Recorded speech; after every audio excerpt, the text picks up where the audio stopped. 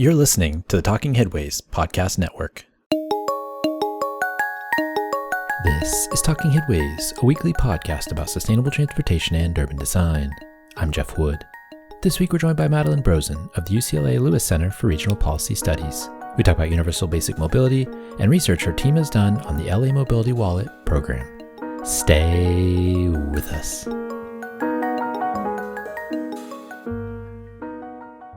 Today's podcast is brought to you by our super wonderful, terrific, amazing Patreon supporters. We appreciate you all keeping this show and Mondays at the Overhead Wire going. To join this merry band of city wizards and transportation experts, go to patreon.com/theoverheadwire.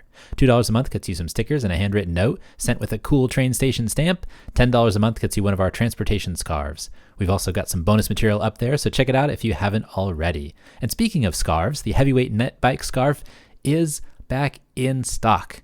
I'm also going to make a concerted effort to make some new designs, but if you want to get one of the Buster Bike scarves or the Lightweight Bike scarf now, visit theoverheadwire.com or support us on Patreon. And if you'd like to support the show in other ways, you can buy books at the bookshop site, bookshop.org/shop/theoverheadwire, or find our Cars Are Cholesterol merch at bit.ly/carsarcholesterol. For anything else, including the Town Planning and Practice audiobook, visit theoverheadwire.com and definitely sign up for the almost 20-year-old daily newsletter. Or you can just keep listening and enjoying the show. We appreciate that too. You can also find us on Blue Sky, Mastodon, Threads, Instagram, Flickr, YouTube, Substack, and LinkedIn if you want to connect, usually at the Overhead Wire, but with Flickr, it's Transit Nerds. Some great stuff coming up, so keep on listening and enjoy the show. A quick note for Patreon supporters. I've set up an ad-free podcast RSS feed at Patreon. This means if you want to listen to the show without ads or promotional episodes in your podcatcher of choice, you can do so by heading over to your Patreon account and getting the feed there. I'll post instructions in the show notes of how to do it. And if you aren't a Patreon supporter, you can do so by going to patreon.com/theoverheadwire. Even just $1 a month gets you our podcast free of outside ads. That's patreon.com/theoverheadwire. Madeline Brozen, welcome to the Talking Headways podcast. Hey, longtime appreciator of Overhead Wire, so really glad to be here. Thank you. Thanks for being here. Before we get started, can you tell us a little bit about yourself? Yeah, so I am the deputy director at the UCLA Lewis Center for Regional Policy Studies.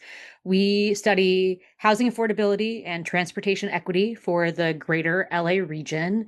And what we try to do as a research center is make sure that high quality research that is being done by a whole variety of folks is actually just kind of making its way into policy, into decision makers, kind of arming people with truth and evidence is what our kind of MO is trying to do.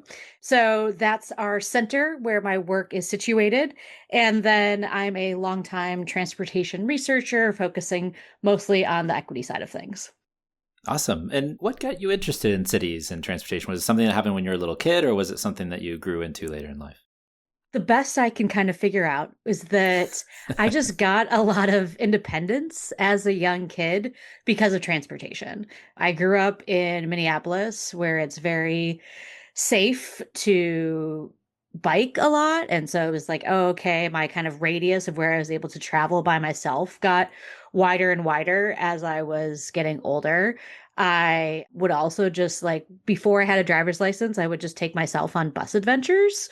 And then I also had a lot of experience in New York City. That's where my dad grew up, and I visit family a lot. So I just could kind of navigate cities well, and just it was really fun to feel like I had a lot of autonomy and just recognize that, oh, if you can figure out how to kind of get yourself places by yourself, you can do a lot of fun things. So I then in college started in architecture because I think I thought that architecture was planning. And that didn't last very long. And so once I found out that urban planning existed, I was like, oh, this is fantastic. And then kind of in the realm of well, what do you want to specialize in? The transportation side of things, which is something I just kind of naturally gravitated towards. So I feel very happy and pleased that I was able to kind of find a professional career that just felt very natural to me. And I've been, in the transportation world now in academia and professionally for 20 years, which is kind of wild. Which one's better, professional or academia? I don't know. I mean, the nice thing You don't need to disparage anybody, of course. No. I have a very weird job in that I do academic research and I am not a professor. So I kind of get all of the in depth, getting to deeply think about stuff, working with really talented research assistants. And at the end of the day, my job's not measured by peer-reviewed publications that are difficult to come by and kind of take a long time to come out. So I kind of exist in a weird space where I'm a professional academic, which if you can get the gig to work for you, I think is really fun. Yeah, I did that kind of at a quote unquote think tank for about 8 years, and it was a blast, and I highly recommend it. But it's definitely a rare job. And when it disappeared, I was very sad. I'm still sad. I'm still not over that. Well, I wanted to have you on to chat about the LA Mobility Wallet pilot, and you all did some research on that recently. But first, I wanted to hear your thoughts on the importance of mobility and specifically this idea of universal basic mobility. Yeah, I mean, I'm really enthusiastic about this concept. I think that we've been trying to figure out ways to make transportation work for people who are too poor or unable to drive or are just not interested in that. And if you kind of look back in the history of what we've done, especially at the federal level in the last 50 years, I don't think things have worked very well. Like we've put a lot of money and time into transit, which I think is the backbone of this universal basic mobility concept. But we've kind of thought about it like one mode at a time. And then the other part is that we've just never, as a country, provided enough money for transit operations to make it work really well, right? So, like, if you were reliant on transit, it was a mode that, works pretty well in cities. I mean, for people that live in like suburban or rural communities, like, they are at a much worse disadvantage, but it just wasn't really kind of getting you all the way there.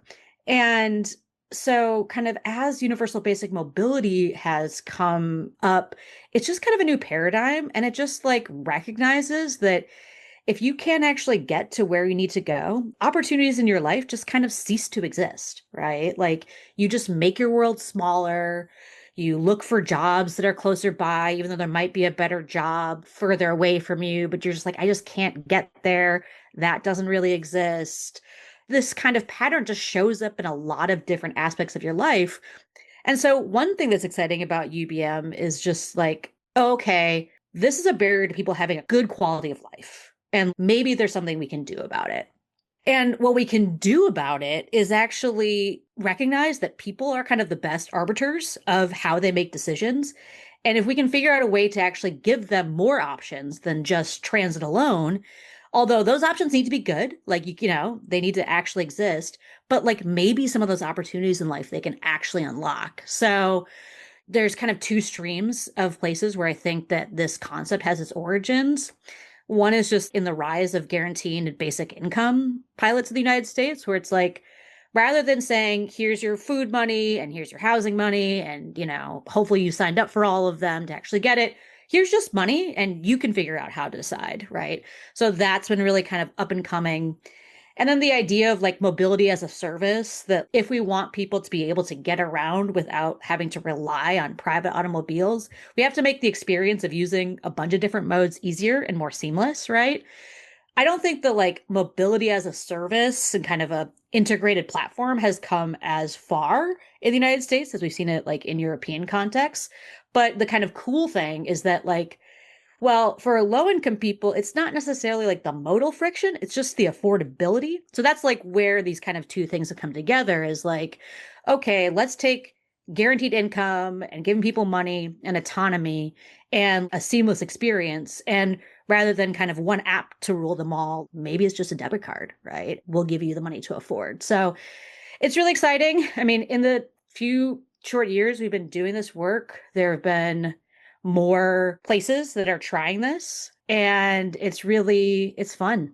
I think that you look at guaranteed income and you're like, yeah, we know that works. So the fact that transportation is trying this out is just a really fun place to be.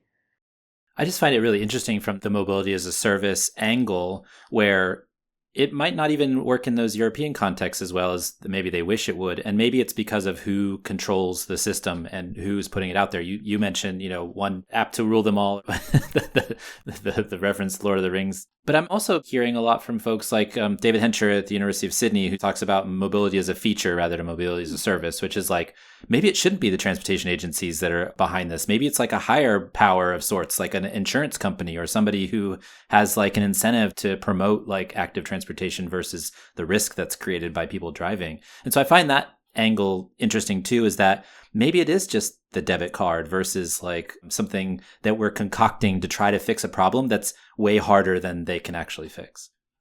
Certainly. I mean, I think that that idea is also just connected to this larger movement towards open loop payments, right? That like we don't want to have every single transit agency have their own bespoke way that they take money, and you have to lock up money in the silly card that you can't use when you go to another city or state, right? It's like we have a universal payment system. It's called credit, or it might be debit for some people, whatever.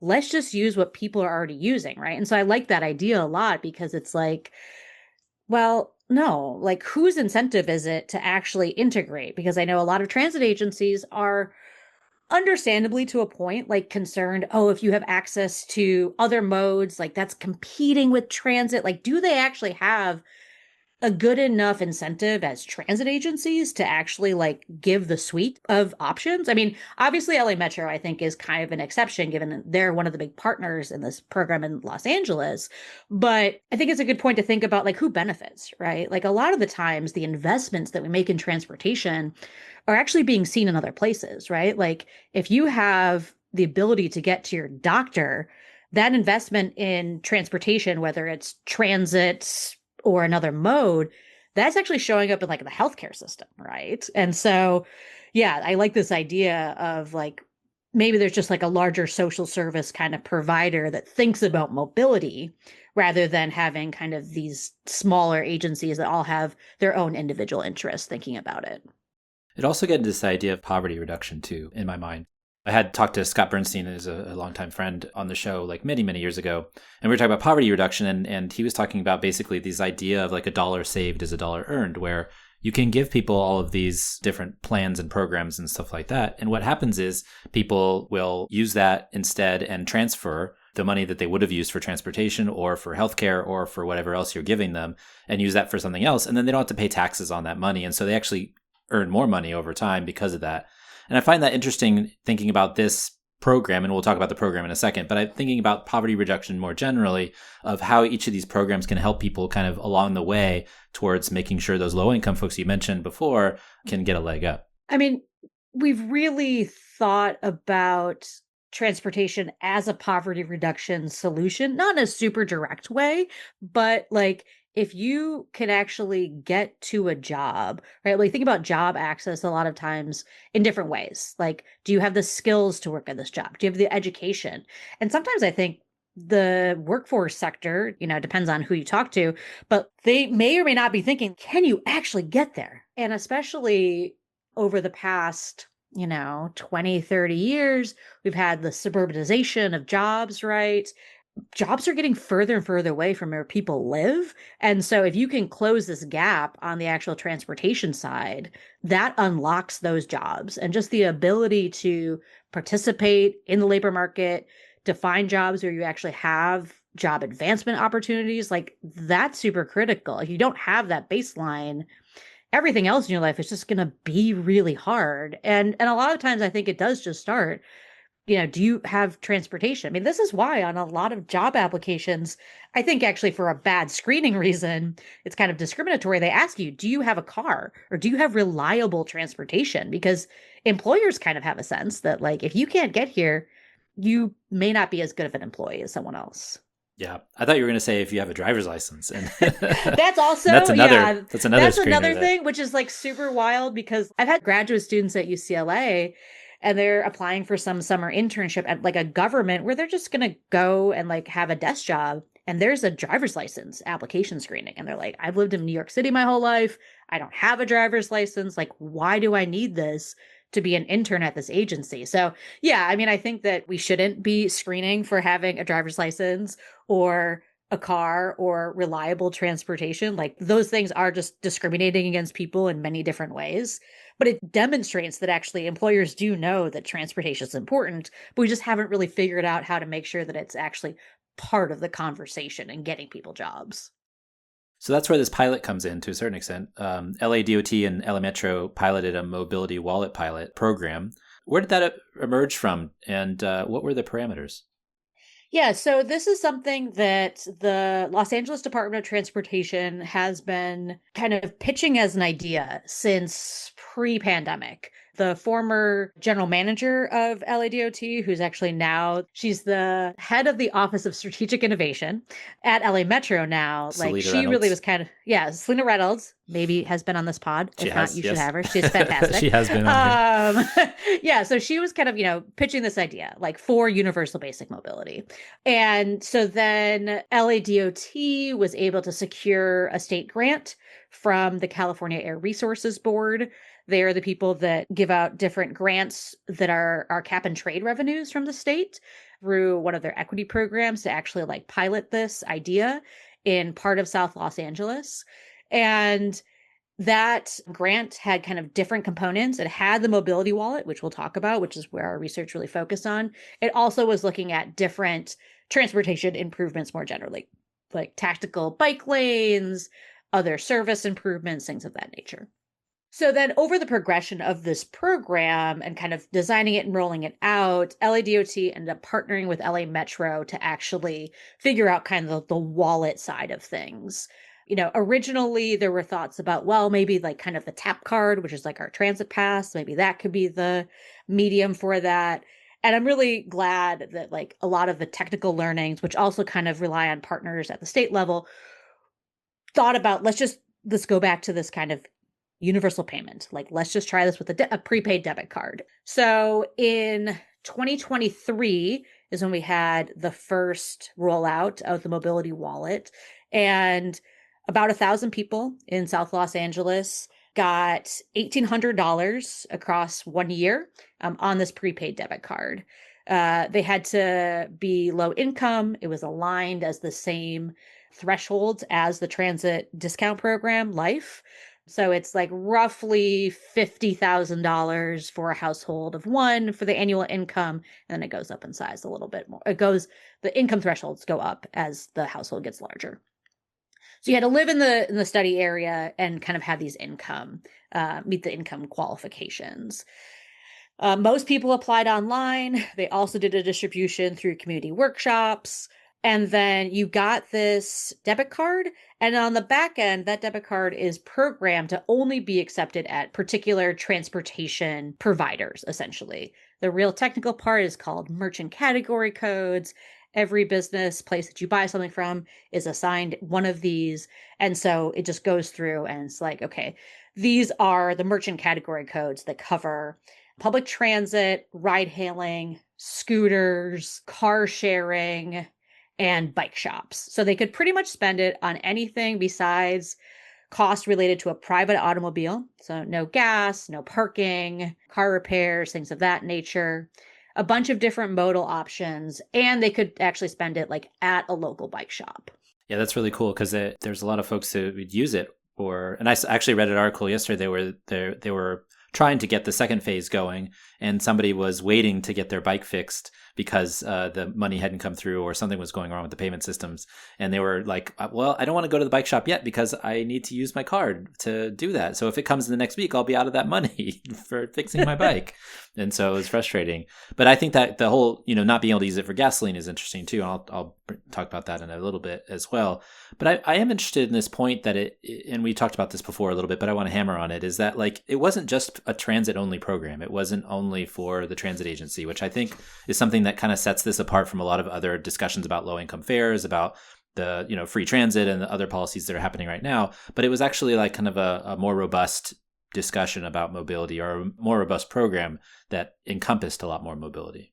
Yeah, I mean, part of what I think this program is trying to demonstrate, and, we're digging into a lot of data that looks at this, but like, how do modes beyond just transit alone make it so that transit works better, right? Like, if you have occasional car access, whether that's calling a Lyft or Uber, or like we had, unfortunately, no longer exists. Hopefully it'll come back.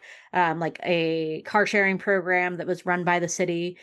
Like, I've done some work on that program, Blue LA, and like if people could use a car for just very particular points when they needed it, it actually made it so that like your backbone was still transit, right?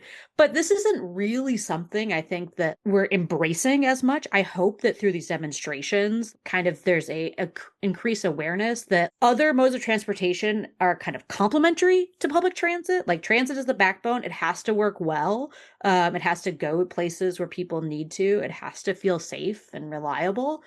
But like, you shouldn't be punished on a day where you wake up late or your bus doesn't show up and then you can't afford just to call an Uber or Lyft. Like that shouldn't have serious life consequences for you. And right now, like sometimes it does, right? Like you have to make, or you have to make really bad decisions of like, oh, okay, I woke up late, my bus didn't come, I have to call an Uber. So like that's going to be my grocery money later, right? Like these are real financial choices that people are making.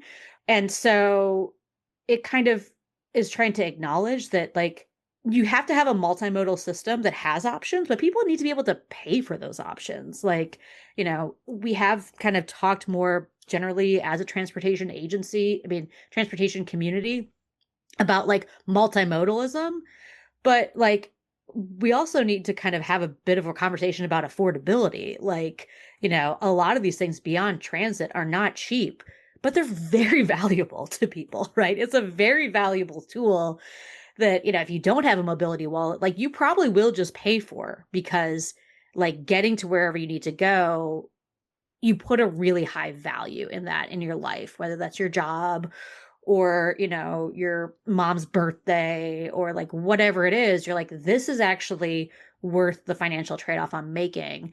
Um, and so, yeah, having good options, more than transit and ability to pay is good. I mean, LA Metro is kind of in a somewhat minority. We have a good amount of low income discounts in California.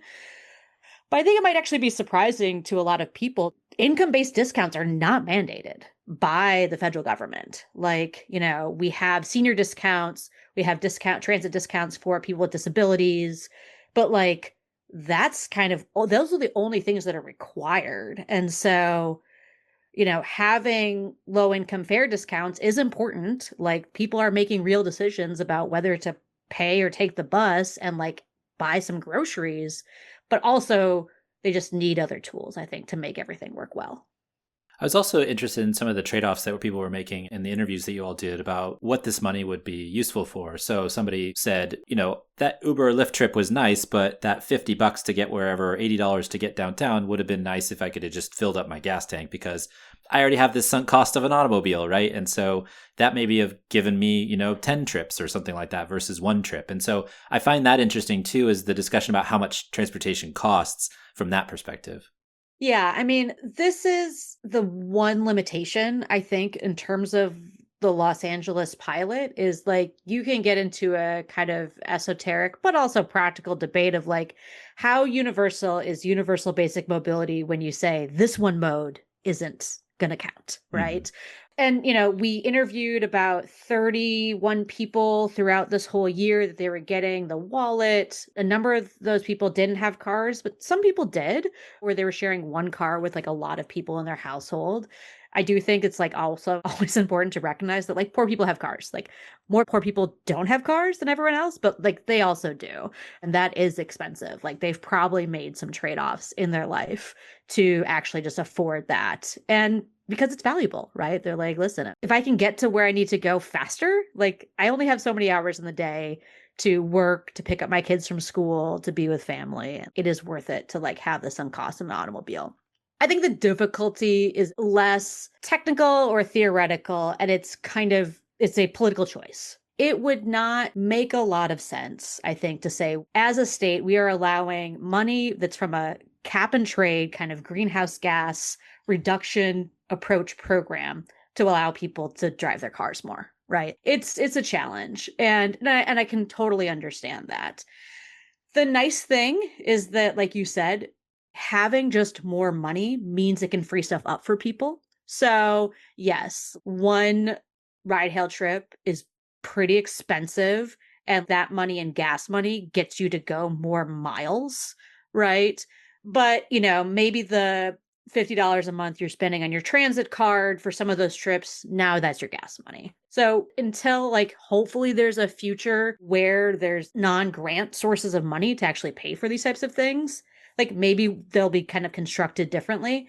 I do think it's going to be a challenge no matter what to kind of sell these programs politically if they're helping people with gas, given that we do need the majority of people to drive less. Now, there's a whole caveat that, like, actually low income people just don't drive as much. And because they don't drive as much, they actually need more access. But we're really starting to be like, well, how far can you get in the disparity of not having a car or not being able to use your car all the time just by accessing it sometimes, right? So, like, trying to do these experiments and be like, we know that cars are really important and car ownership is indicative of people having more opportunities, but can you close that gap by just like car sharing or Lyft and Uber occasionally, right? And we're having some positive evidence of that, but that is in a really dense place like Los Angeles that just has more transit service than a lot of other places right now.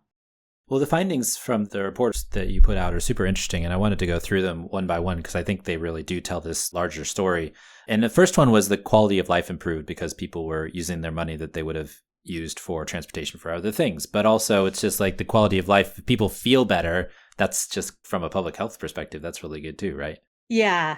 You know, we asked people, we talked to them before they got their money, during, and then about 3 months, 3 to 4 months after. And one of the big things that we just tried to document in this approach was like, how hard is it to kind of make ends meet in your household, right? And being poor is very difficult in the United States. Being poor in Los Angeles is especially difficult with our kind of high cost of living as one indicator. One of the zip codes that this program, people were eligible to participate, has the most overcrowding of any zip code in the United States, right? So, like, just the housing side of things crunches people's budgets really hard.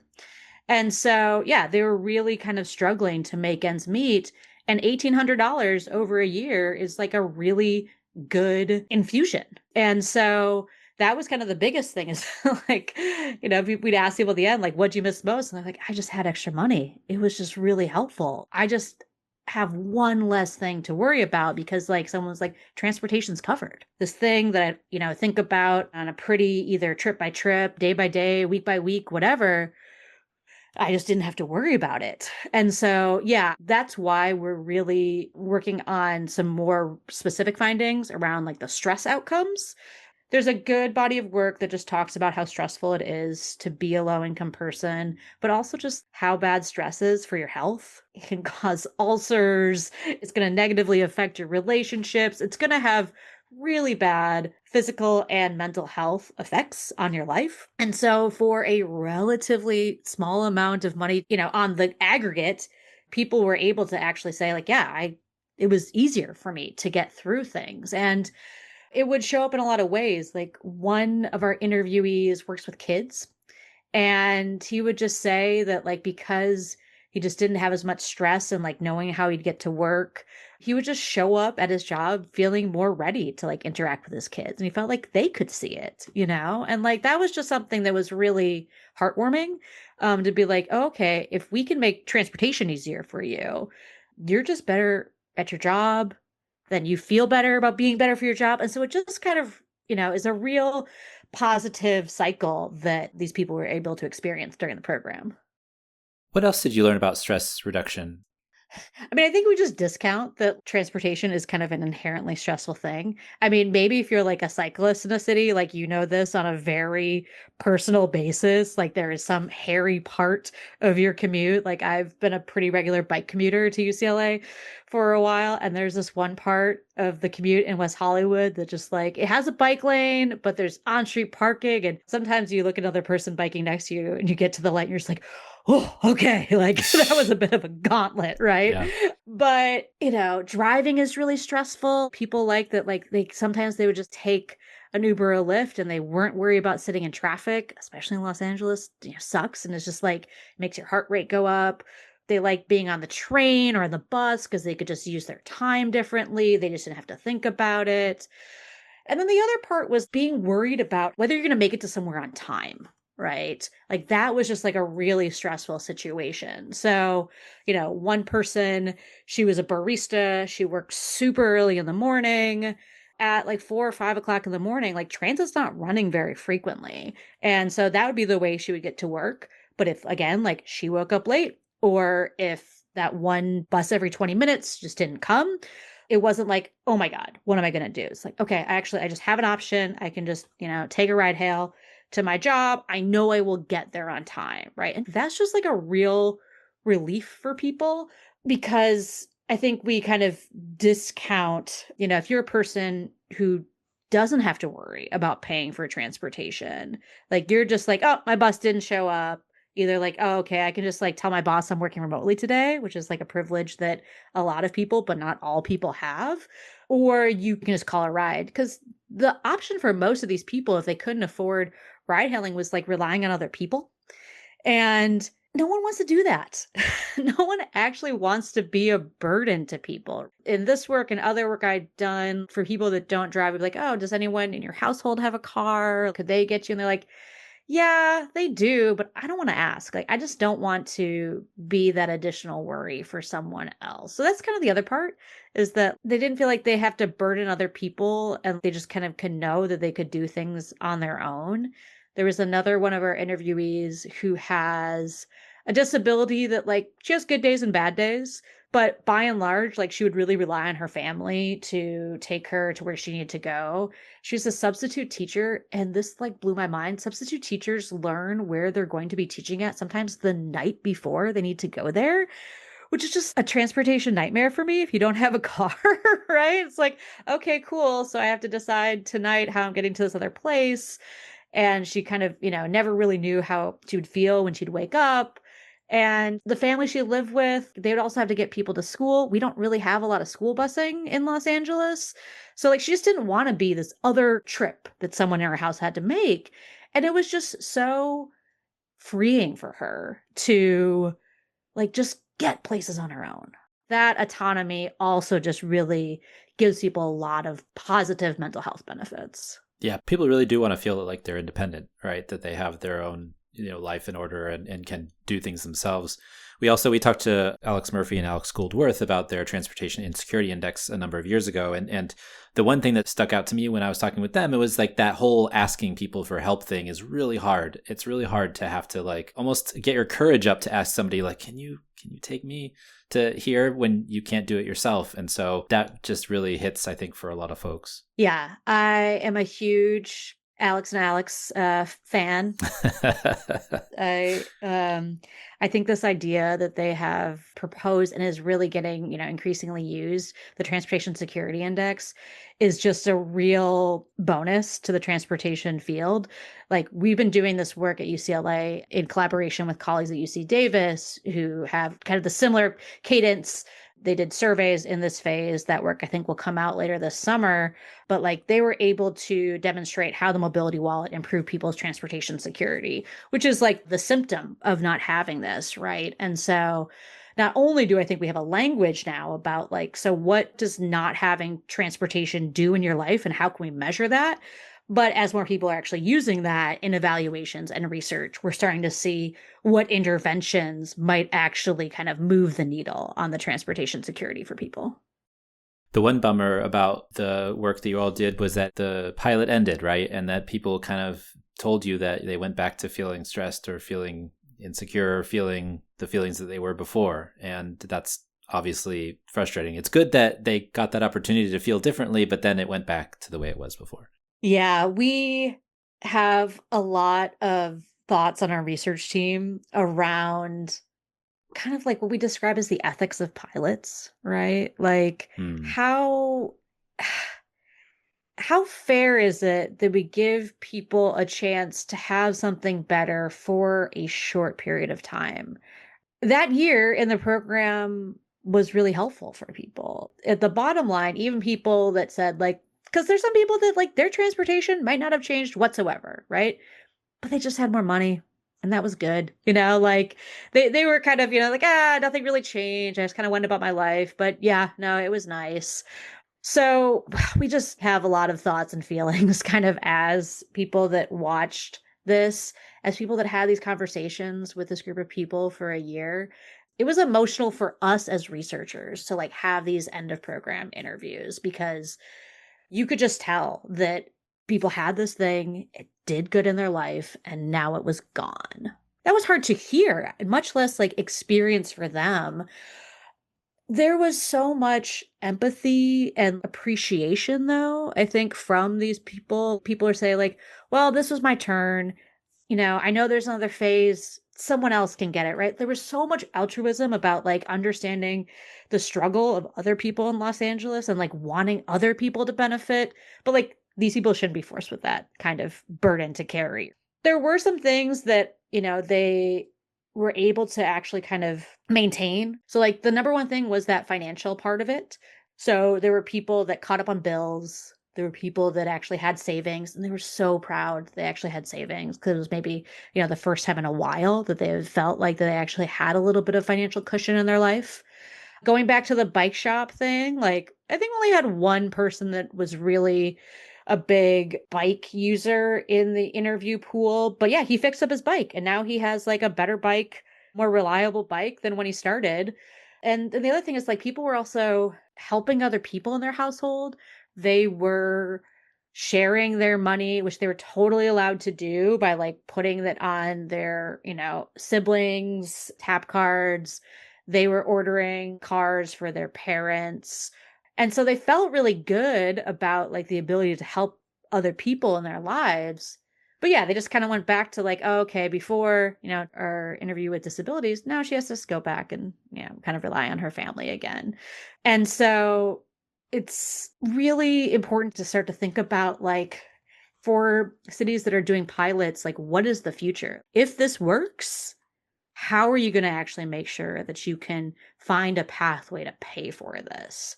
I think we've probably had a number of different pilots that happened like during the pandemic, or just like it is a way to demonstrate a new approach to something. But sometimes I'm just not sure that it's really thought out all the way of like, so if it works, what are you going to do? Right? Like, how do you actually make this a permanent thing? And so, yeah, there were some really sad moments after those conversations. They're really big social experiments. I feel like I've heard a lot from folks who got CARES Act money or, cities that were able to do things that maybe they wouldn't have done otherwise because they had some extra money that they had access to. And so whether it be a TOD program in the Twin Cities or something along those lines, and it shows that having extra money to do these things is beneficial. But then we get into this larger discussion about, we should not be spending so much money, social benefits discussions that are spilling out into the world at this very moment. And I think it's frustrating because from you all's perspective, when you're talking to these interviewees, and they're being so altruistic and they're being so connected to, the system as it is as a whole, it feels like we're having this larger discussion about the haves and have-nots, or you should get it or you don't deserve it or those types of things. And it's like, why are we having that larger discussion if all these people are benefiting, they're thriving, there's value to it? It just makes me sad, ultimately. Yeah. I mean, you mentioned that there's a second phase. LA Metro does have money for phases. So this was phase one that we evaluated. We're involved in the next ones. Phase two is rolling out very shortly. There's a phase three behind it. So that's good. I really appreciate that this is not a one-time thing and then kind of wait and figure it out, that they're really stacking as much grant money as they can. But, in phase two, 36,000 people applied for 2,000 slots. There is a real demand for having support for transportation. And a lot of our other programs, you see on the e-bike subsidy programs, you see these just crashing websites left and right when places roll them out, and it definitely is connected to like a larger, like, how are we thinking about giving people transportation support that really kind of goes to people, right? I think that the way that we do kind of federal transportation budgeting of the standard, like 80% to highways, 20% to everything else, has really hamstrung what cities and agencies and regions and states can do for a long time because they just don't have enough flexibility. But we know the need is there. Kind of going back to the, insurance or Medi-Cal, like other sectors, you look so many places and you're like, oh, wow, people without transportation aren't showing up to court. They're, not showing up to their jobs, to medical appointments. I mean, so there's something to say like, oh, okay, could these other sectors like step up to actually do that? But it's like, well, how about the transportation sector just kind of tries to figure out a little bit new roadmap so that we're not having to say, great, thank you for your participation in this program. Hopefully there'll be a future where you get it again.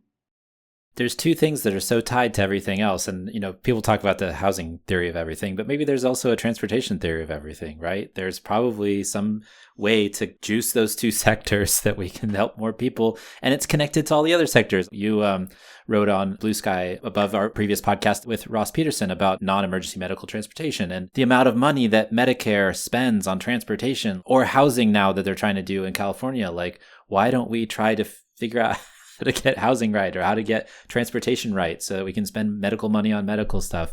And I understand all the interconnectedness, but there's these two sectors that seem like we can work with those and make improvements, and they will bleed over into other sectors as well. Yeah, it's not just true in the healthcare side, it's also true in like education. Most school districts or states don't really have a dedicated line of money to pay for school busing. That's why in California, we just don't really have school busing because local school districts have to decide with a fixed amount of money, do you want to pay for busing? Do you want to pay for education? But yet we see that when people have transportation, whether it's busing or like as they're older, options for transit, it allows you to go to maybe schools that match better. It allows you to show up on time just to get to places. I mean, yeah, I like this transportation theory of everything. I feel like I have like planner brain where like everything is connected. Same. But definitely on the transportation side, like so in New York City, if there's one kind of thing in transportation that really has kind of done it all, it's congestion pricing, right? Oh my Like gosh. it's making it so like kids are showing up to school earlier, which means they are getting their free breakfast, which means they are more prepared to learn, right? Like, if you, I think, would have tried to sell congestion pricing on like, oh, it actually means that like kids are going to be smarter, you'd be like, what are you talking about? You're like, no, no, no. Like, give me 3 kind of points of evidence and I will show you like this will actually work. So we just see that like investing in transportation works. We just got to get more money to do it. You all had another research paper last fall that got brought up into the news a couple of days ago, or maybe last week, about gentrification and housing costs. I think it was Ben Christopher at Cal Matters wrote something about this. And, I was talking with Leisha Schweitzer a number of years ago. We had this discussion too about like, what does it mean when people are pushed out of their neighborhoods, and what does that mean for the transportation from the regional standpoint too? That kind of is coming to be understood as a negative for the transit ridership.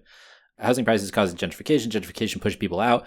People need to have access to things, and so they end up buying cars because they're outside of the area where good transit might have worked for them.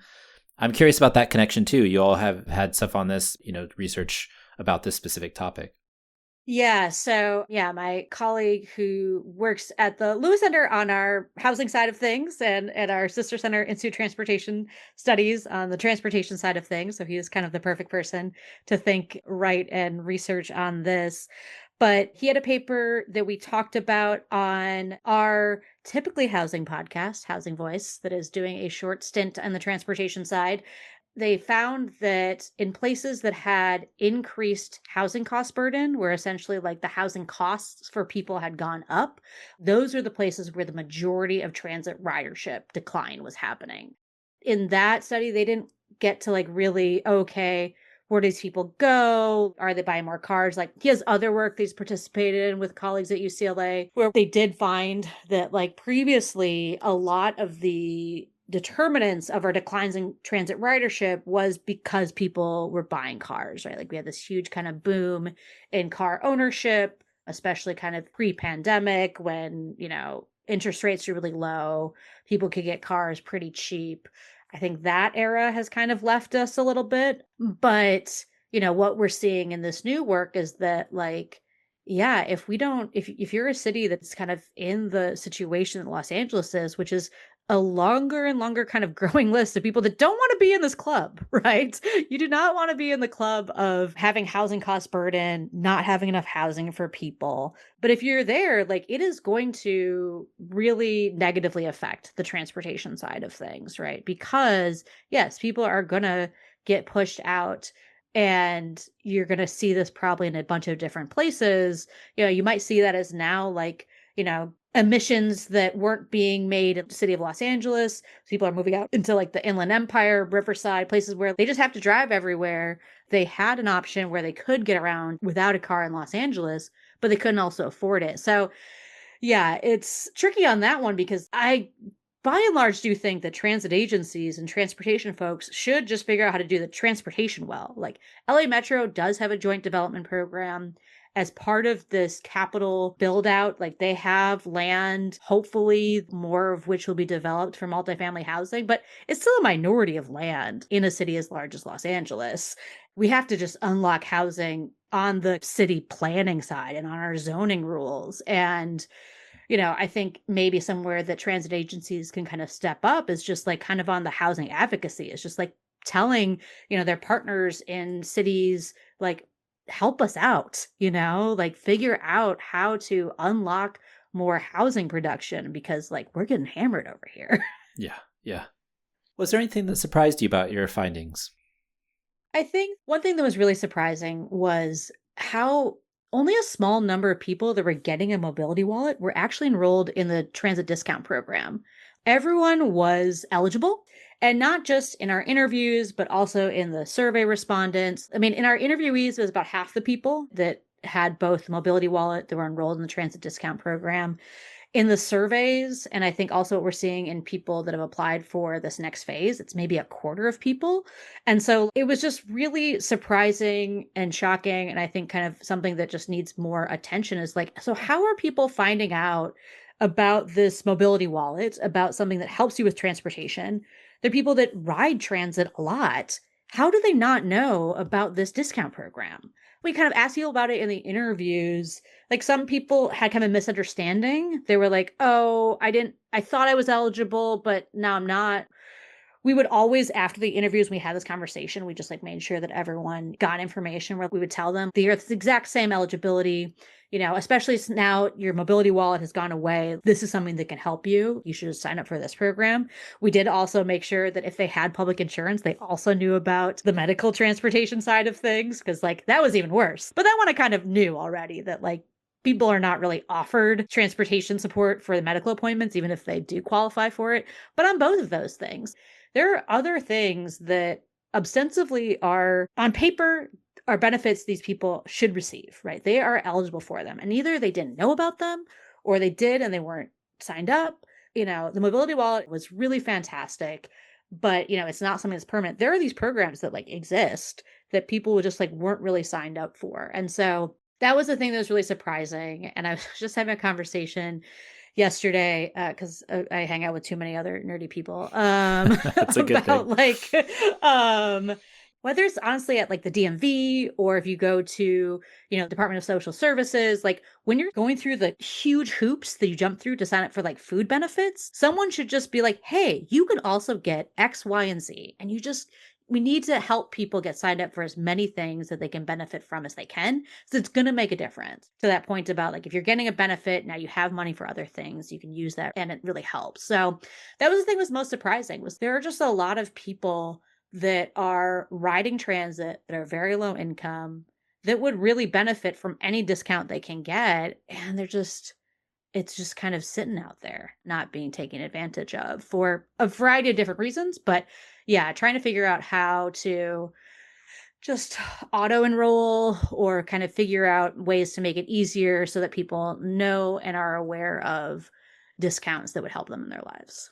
I feel like we'd need like a knowledge crew or something like that goes out. One of the things that I've been kind of hitting on over the last decade or so is that we know that when people move into a new house, it's the opportunity to change their behaviors, right? And so what if you had somebody that went to somebody's house and gave them a pamphlet of things that they can access, or the way to get to work on the bus, or, here's a bike route that works for you to get to where you need to go. Maybe we just need like an educational like system for each county or something like that, where there's like people that go to your house or they can send you pamphlets or whatever it may be. I don't know. And maybe that doesn't get to those folks the way that the census doesn't get to some of those folks as well.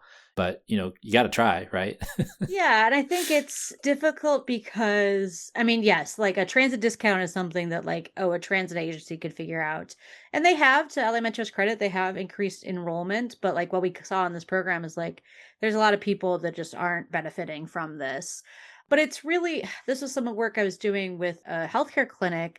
It's like it's no one entity's job to make sure that you have information on discounts for a bunch of different things, whether it's even just on transportation, like, oh, okay, the scooter program has a discount, the car share program has a discount. You probably have this healthcare benefit, right? Like, it's no one entity's job. So then it makes it no one's job, right? And so that's why, like, maybe if you are connected to a caseworker and that person's really savvy, like they're helpful to you. But we kind of are thinking about just for like healthcare clinics, like could we make like a transportation guide? So it's like, okay, you are a trusted source and you are better educated. And then there's like kind of a pocket guide for like what you can just give to people.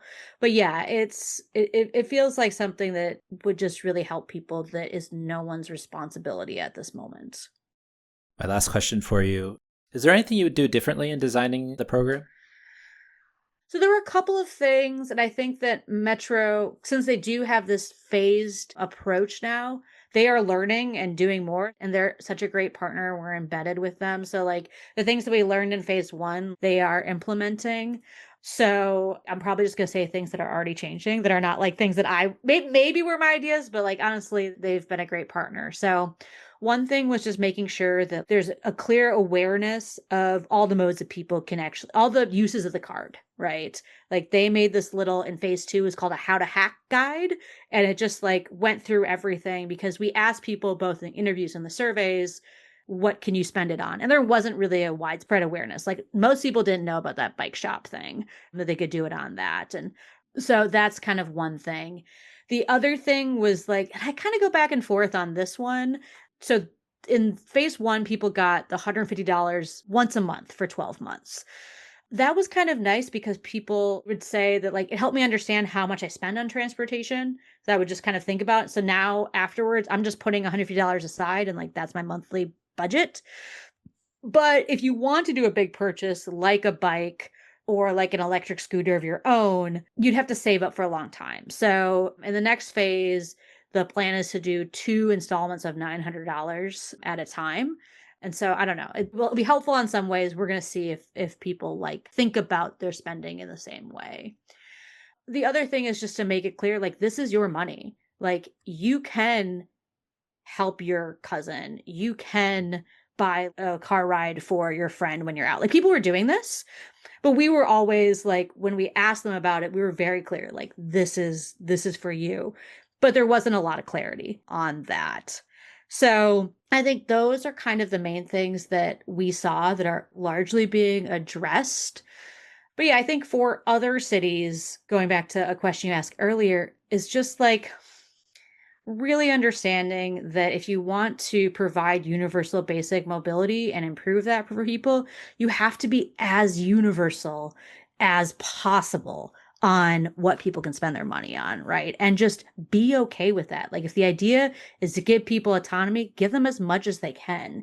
We've seen other programs that are more restrictive or people that are planning, they're like, oh, we just only think we can do it on this. And so it's kind of like a call to places that are thinking about this is try to push the envelope as much as possible about what people can spend this money on, because it's more likely that they're going to get more out of it if it's less restrictive in general.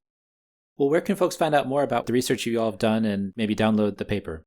Yeah, so we have 2 briefs. One we talked about is like, how to help people's lives. And we have other that's like very specific to how this compares to transit discount programs. And those are on our Lewis Center website, www.lewis.ucla.edu. You can find me on Blue Sky at Brozen at Blue Sky or whatever comes after it. And feel free to reach out to me on LinkedIn, with kind of the the death of Twitter, finding places where there is a professional community of people that are interested. LinkedIn has kind of been one of those places. So yeah, I'm also just very easily Googleable. So yeah, really, if people like this work, if you have questions, happy to talk. So just feel free to reach out via email. Awesome. Well, Madeline, thanks for joining us. We really appreciate your time. Yeah, thank you so much. And thanks for joining us. The Talking Headways podcast is a project of the Overhead Wire and appears first at Streetsblog USA. Thanks to our generous Patreon supporters who support this show and Mondays at the Overhead Wire. You can support the show as always by going to patreon.com/theoverheadwire. Sign up for our almost 20-year-old newsletter as well by visiting theoverheadwire.com or check out the show notes for merch or other opportunities to connect. Follow along using your podcatcher of choice, but if you can't find it there, you can always find it at its original home at usa.streetsblog.org. We'll see you next time at Talking Headways.